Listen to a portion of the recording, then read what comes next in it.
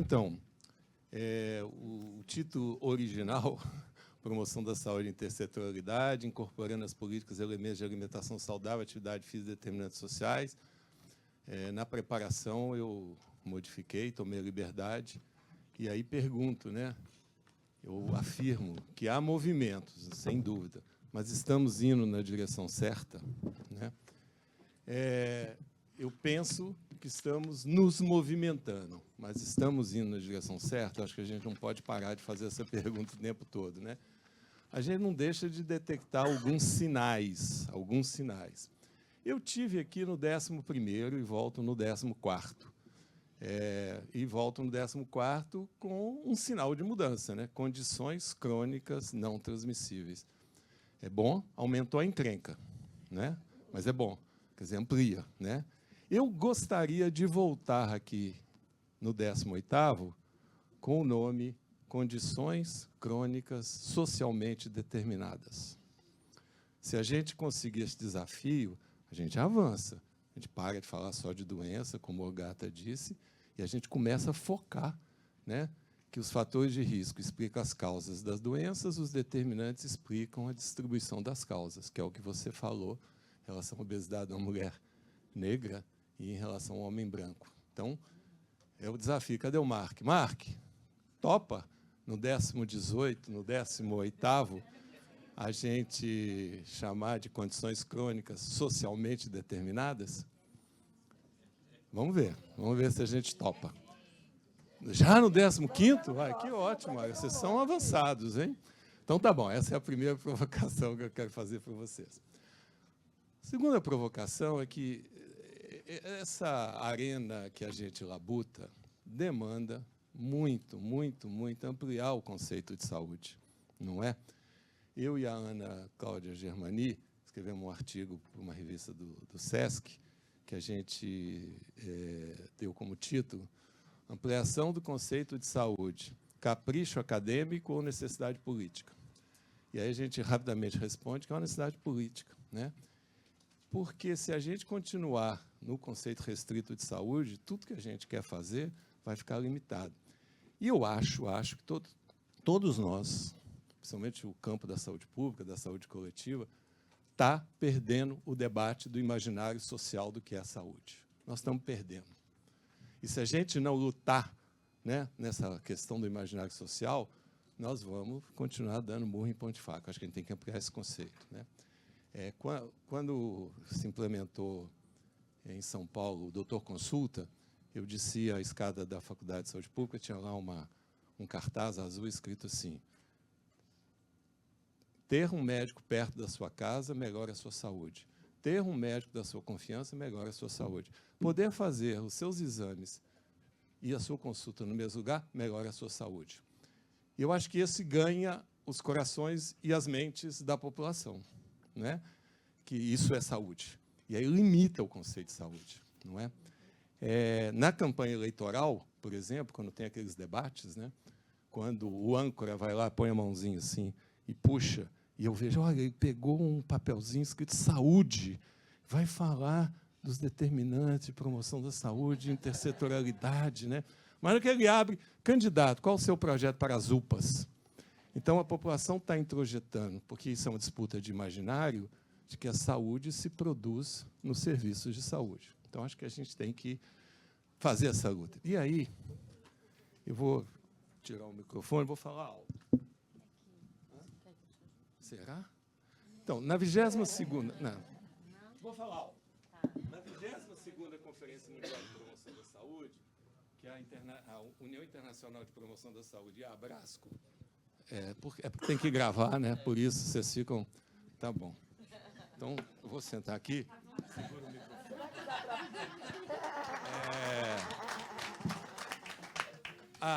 Esse congresso foi realizado na Prefeitura Municipal de Curitiba. A gente pediu para o pessoal da Prefeitura, da publicidade, ajuda a gente a trabalhar essa questão do imaginário. E aí veio o estetoscópio, o medicamento, cruzinha vermelha. Não é isso que a gente quer. Aí, depois de muito conversar, eles produziram esse material aqui, que eu gosto bastante. Assim, ó, saúde é amar, curtir, dividir. Tem um coraçãozinho, né? Depois, Saúde, uma lampadinha, é criar, usar, tem alguma coisa a ver com medidas, né? Com a lampadinha, ela representa um pouco as ideias objetivas, né? Depois tem saúde é plantar, é cuidar, tem a folhazinha. Depois tem saúde é ir além, a nuvenzinha, né? E termina assim, saúde é mais do que você imagina. Muito legal. Né? Então, isso aqui é um dispositivo para essa disputa do imaginário social, que eu acho que a gente precisa de disputar o imaginário social que é a saúde. 3 meses depois dessa propaganda, a Novalgina é de qual laboratório? Hã? Agora tem de todo mundo. Hã? A Novalgina já está lá. É de qual? Hã? Tem aqui o laboratório que representa a Novalgina?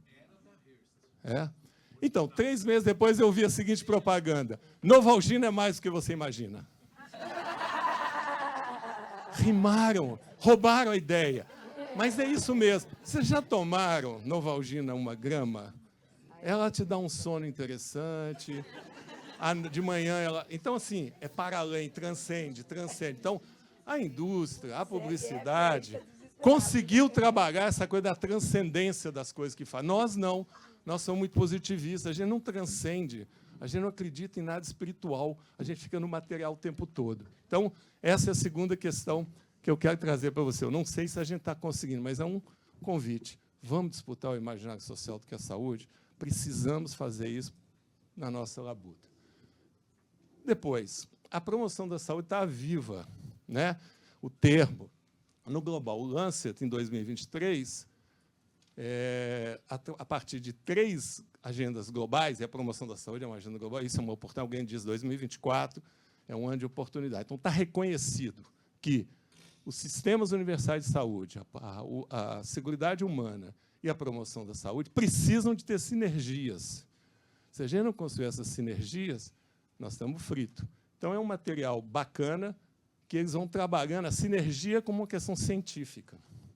É fundamental para que não seja retórica. E, quando eu fui o último ali quase de falar, eu vi, pô, que grupo sensacional. Mas para que a gente não seja um montão de retas paralelas que não se encontrem nem no infinito, nós temos que trabalhar as nossas sinergias. O Mark disse um pouco daquela coisa de juntar as várias entidades, fazer advocacy. Qual que é o comum entre nós todos? Um comum que não seja retórico, para a gente ter como ponto de partida. Porque é legítimo que aqui tem um conjunto de interesses divergentes, mas nós temos que, de alguma forma, harmonizar esses interesses divergentes em função de um comum. Então, essa discussão da sinergia precisa ser trabalhada cientificamente. E esse material aí trabalha isso cientificamente através de uma análise das possíveis sinergias entre essas 3 áreas. A promoção no local. Semana passada, eu vi até uma pastinha aí. Quem é que estava no Congresso do COSEMES? O Congresso do COSEMES é o Congresso do Conselho Secretário Municipal de Saúde, que foi lá em Santos. E a gente fez uma mesa, ou uma roda de conversa. Será que promoção da saúde dá dor de cabeça aos gestores? Porque os gestores estão preocupados com outras questões, né? Que são relevantes. O acesso a serviços, medicamentos, especialistas, a fila, os hospitais. Qual que é o espaço que a promoção da saúde tem entre os gestores, né? Que não seja retórico, que seja material, financiável, né? E a gente teve uma boa surpresa, porque tinha 90 pessoas presentes nessa reunião, mostrando que incomoda um pouco, né? Agora, é tudo promoção da saúde mesmo? Como a gente tem problema de financiamento, não dá para dizer que tudo que promove a qualidade de vida é promoção da saúde. Apesar de que qualidade de vida e promoção da saúde estão muito próximos, né? Ó, está levantando ali. A gente pode continuar conversando. O caso da reforma tributária, né? Eu acho que é um exemplo, um case maravilhoso que está acontecendo, né? De advocacy, de luta política. Eu acho que esse caso da reforma tributária é melhor que culpar a vítima, porque a gente está indo, né, na raiz dos problemas. Eu acho que é fantástico. Isso aqui é um exemplo para a nossa atuação importantíssima. Porque as pessoas falaram muito de focar no paciente, é importante. Mas, para uma luta política que pensa a discussão da promoção da saúde, nós temos que focar nas políticas públicas, né? na desfragmentação das políticas públicas, na desfragmentação do cuidado do paciente, na desfragmentação entre as várias entidades que estão aqui. Então, a palavra-chave dessa luta é desfragmentar, construir sinergias em torno de algum comum, né? E aí, já quase que acabando, vale a pena recomendar a questão da intersetorialidade. O Ministério da Saúde, a OPAS e o CPDOC estão desenvolvendo um projeto que chama Intersetorialidade, Recomendações para a Promoção da Saúde. Eu vou mandar o link para o Mark, espero que ele possa disseminar e compartilhar com vocês, porque vai subir agora em consulta pública. E a gente faz 6 grandes recomendações.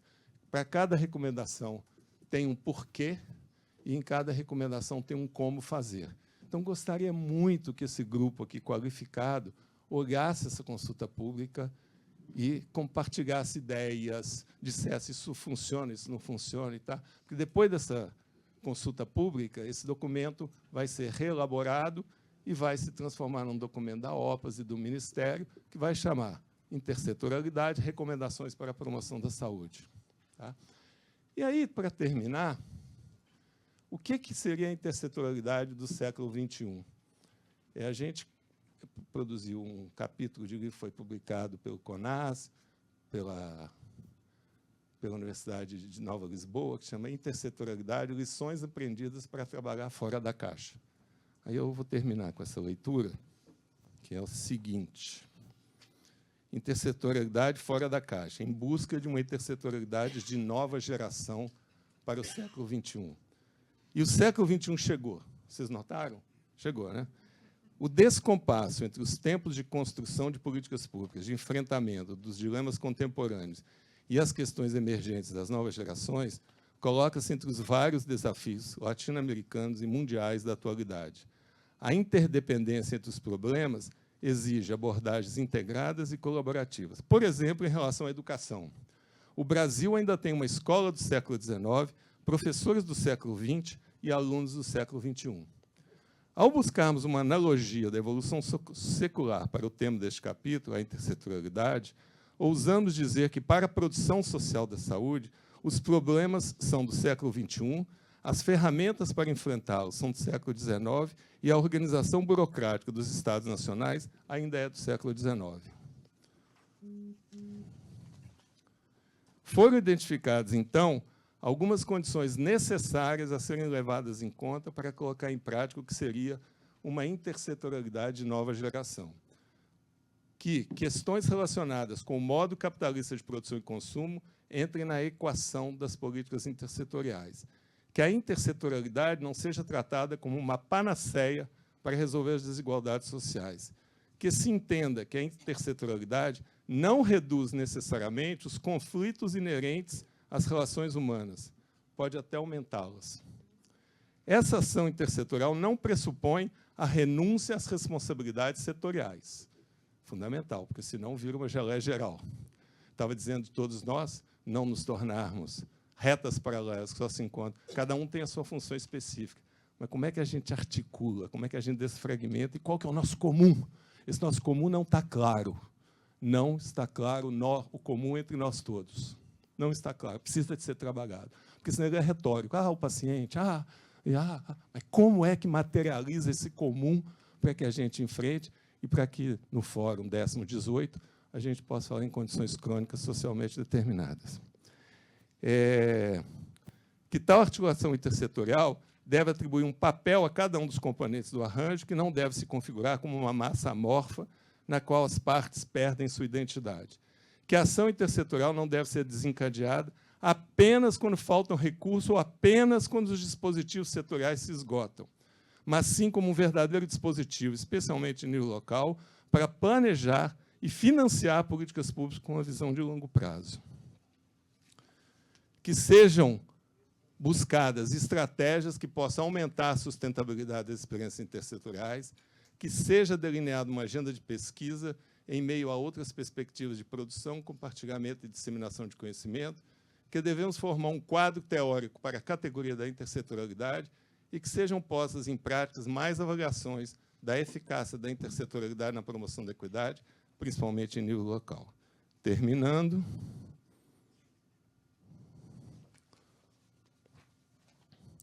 Nestas novas gerações, com forte presença digital, em que as relações se estabelecem por meio de telas e eventos virtuais, estabelecem-se novas relações subjetivas e, consequentemente, novas formas de comunicar e de ser e estar no mundo. Pensando na intersetorialidade das novas gerações, com muita informação disponível e novas formas de construção do pensamento coletivo. As reuniões continuam em grupos de WhatsApp, as distâncias são reduzidas pelo Zoom, a participação social é incentivada no Instagram e por meio de plataformas digitais. Alguns valores implícitos, como a solidariedade, a autonomia, a criatividade, que dialogam com a intersetorialidade da nova geração. A letra da música abaixo, entretanto, alerta-nos de que há sempre uma tendência de retorno ao passado. Como nossos pais, Elis Regina. Não quero falar com você, meu grande amor, das coisas que aprendi nos discos. Eu quero te contar como eu vivi e tudo que aconteceu comigo. Viver é melhor que sonhar. Eu sei que o amor é uma coisa boa, mas eu também sei que qualquer música é menos com a vida de qualquer um. Vai cantando, vai cantando. Portanto, tome cuidado, meu bem. Há perigo no canto. Eles venceram e o semáforo está fechado para nós, que somos jovens. Para abraçar meu irmão e beijo sua garota na lua, é que seu braço foi feito, seus lábios sua voz. Há muito tempo eu te vi na rua, cabelos ao vento, jovens e reunidos na parede da memória. Esta memória é a pintura que mais me dói. Minha dor é perceber que, apesar de ter feito tudo o que fizemos, ainda somos os mesmos e vivemos, ainda somos os mesmos e vivemos como nossos pais. Então, portanto, não fazer mais do mesmo não é fácil. Então, boa sorte para todos nós. Um abraço.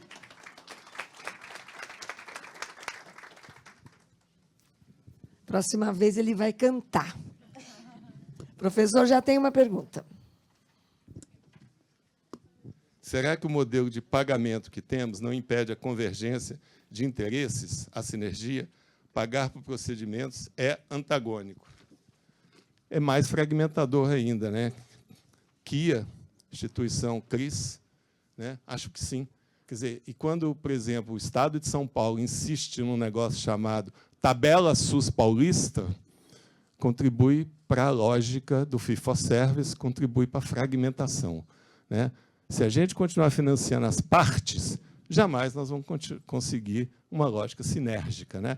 A lógica sinérgica ela tem que deixar espaços para que ela se conecte uma com a outra. Nessa lógica do fee-for-service, cada um fazendo e cada um recebendo, serão retas paralelas que não vão se encontrar nem no infinito. Professor, tem aqui um elogio. Obrigada, Mônica, Unifesp, professor Marco. Sempre protagonista. O nosso comum é o bem comum. Também acho, mas pode se tornar em algo retórico, se a gente não materializar o que a gente está dizendo por bem comum, né? E mais uma pergunta, professor. Vertentes, Marco. Recentemente, o World Happiness Report sugeriu a incorporação do bem-estar como indicador, fim justamente com o PIB. Esse caminho poderia ser uma reunião com urgência? Sim, acho que é um exercício interessante, mas ainda não é reconhecido internacionalmente, né? Eu acho que o PIB, o econômico, o material, continua sendo predominante. É difícil a gente sair dessas amarras, mas eu acho que buscar, por exemplo, a Política Nacional de Promoção da Saúde ela tem um conjunto de princípios, e lá tem um conjunto de temas. Alimentação saudável, atividade física. Quando a gente vai avaliar as políticas, a gente pensa o seguinte: atividade física está funcionando? O que é funcionar? É diminuir o sedentarismo. A alimentação saudável está funcionando? É diminuir, de alguma forma, o IMC. A gente não olha para os princípios da Política Nacional de Promoção da Saúde, que seria o quê? O que é promover saúde? É aumentar a felicidade, aumentar a solidariedade, aumentar a inclusão social, aumentar a cooperação, aumentar a sociabilidade. Então, nós precisamos também mexer na lógica dos nossos indicadores, né? Porque é fundamental fazer vigilância em saúde. Fundamental.